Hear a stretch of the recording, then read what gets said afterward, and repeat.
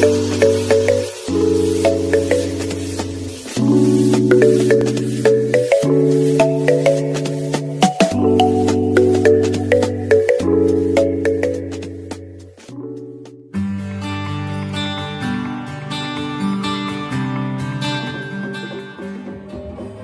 siang guys.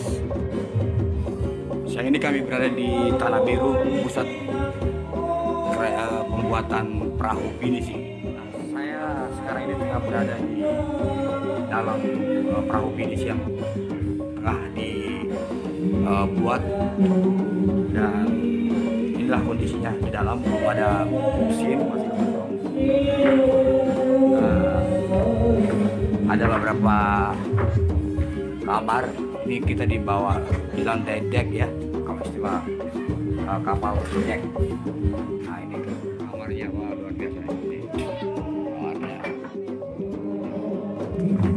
Ini masih butuh waktu berapa bulan lagi selesai? Bulan 3 ini harus luncur. Sudah meluncur ya? Iya, peluncuran.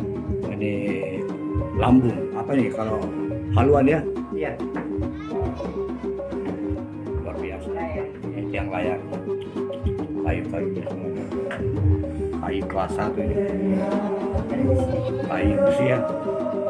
1 kilo. Iya.